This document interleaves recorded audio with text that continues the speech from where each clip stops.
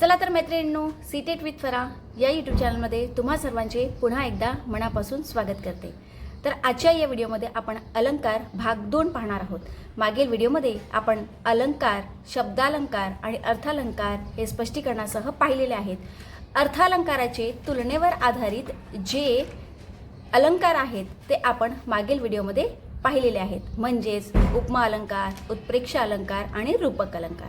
आजच्या या व्हिडिओमध्ये आपण अनन्वय अलंकार, अपनृती अलंकार, अतिशयोक्ती अलंकार असे अलंकार पाहणार आहोत। चला तर स्टार्ट करूया। पहिला अलंकार आहे या ठिकाणी अनन्वय अलंकार। तर बघा, ज्याचा संबंध जोडता येत नाही, ज्याचा संबंध जोडता येत नाही, एखाद्या गोष्टीची तुलना दुसऱ्या कोणत्याही गोष्टीशी जुळत नाही। म्हणजे अनन्वय अलंकारामध्ये आपल्याला लक्षात ठेवायचं आहे, जुळत नाही म्हणजे की एखाद्या गोष्टीची तुलना ही दुसऱ्या कोणत्याही गोष्टीशी जुळत नाही असे जेव्हा दाखवले जाते तेव्हा अनन्वय अलंकार होतो। आता उदाहरण पाहून घेऊया आपण। तुझ्या सौंदर्याला तोड नाही, तुझ्या सौंदर्याला तोड नाही। मग अनन्वय अलंकाराची ट्रिक काय आहे?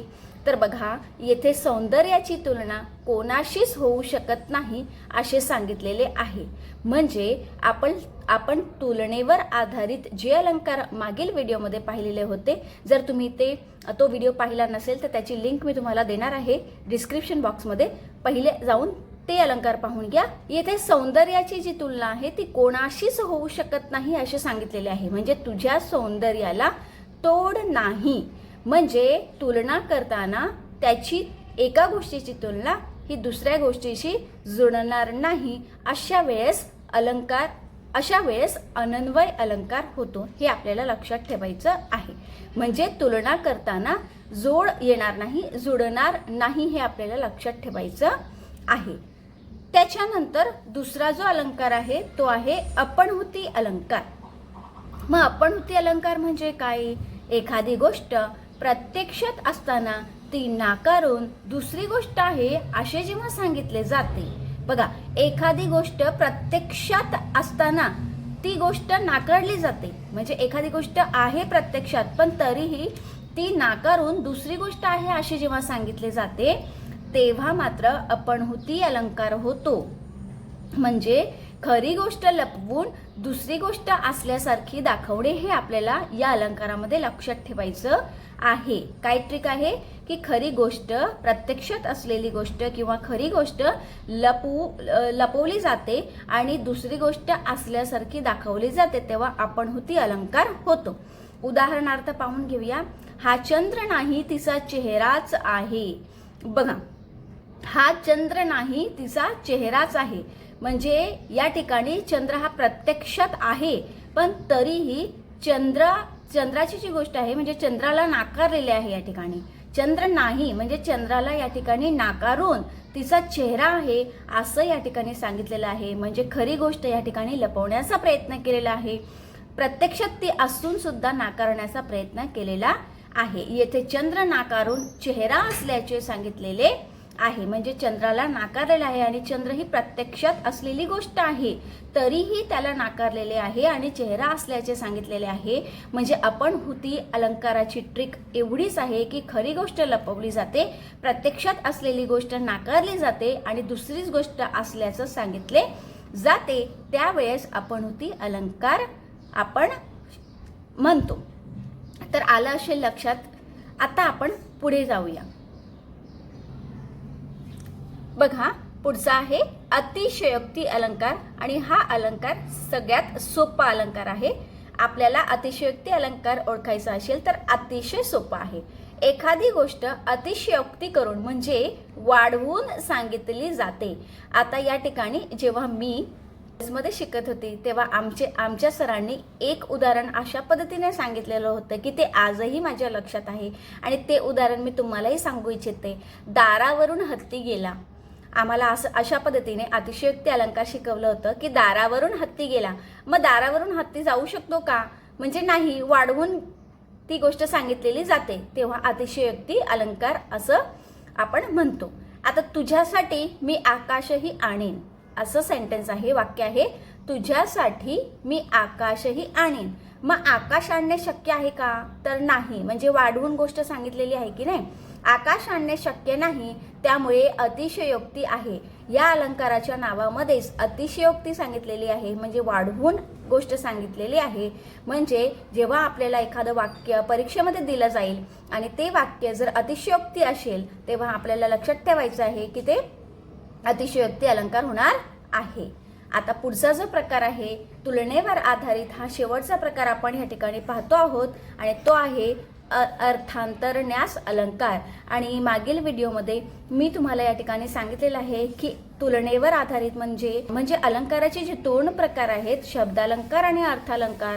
तर अर्थालंकारावर जे आधारित, तुलनेवर आधारित जे काही अलंकार आहेत ते परीक्षेमध्ये जास्तीत जास्त प्रमाणामध्ये विचारले जातात. म्हणून आपण अर्थालंकाराचे जेवढे पण प्रकार आहेत ते या व्हिडिओमध्ये आपण पाहतो आहोत.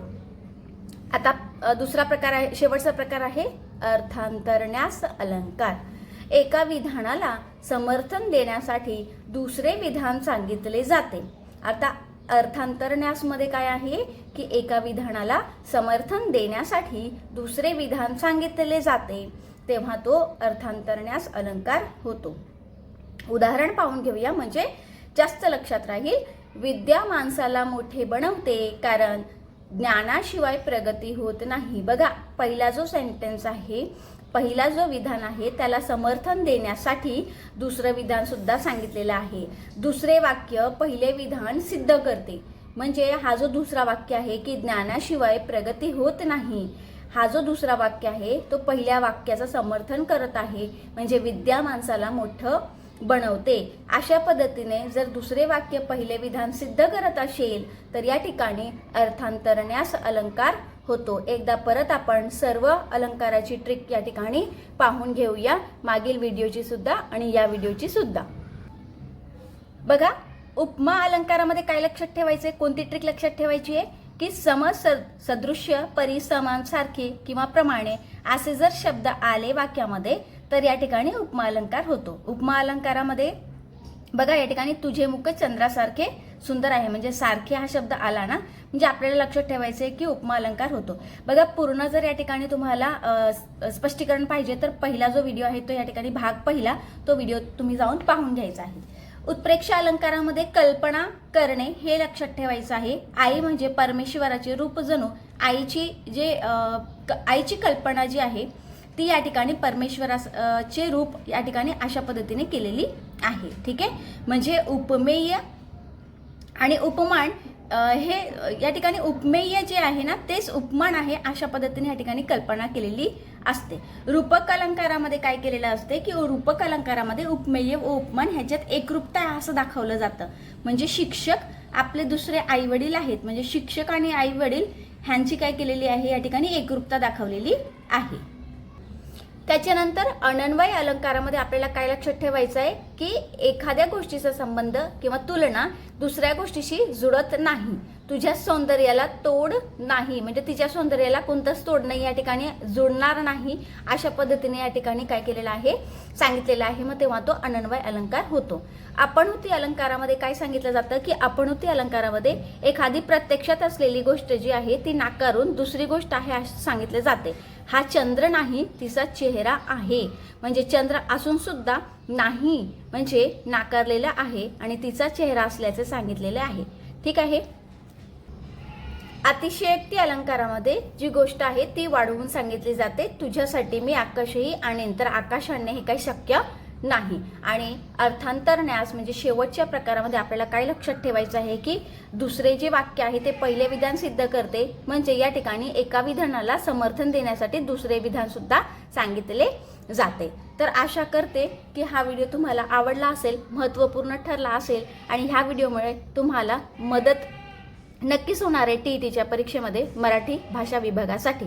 आणि हा व्हिडिओ जर तुम्हाला आवडला असेल तर या ठिकाणी माझ्या चॅनलला सबस्क्राईब करायचं आहे आणि बेल आयकन प्रेस करून घ्यायचं आहे आणि व्हिडिओला लाईक आणि शेअर नक्कीच करायचं आहे. अशाच पद्धतीने अजून तुम्हाला कोणकोणत्या टॉपिकवरती TET या परीक्षेसाठी अजून कोणकोणत्या टॉपिकवरती तुम्हाला मराठी भाषा विभागावरती व्हिडिओ हवे असतील तर मला कॉमेंट नक्कीच करायचं आहे. भेटूया आपण नेक्स्ट व्हिडिओमध्ये. धन्यवाद.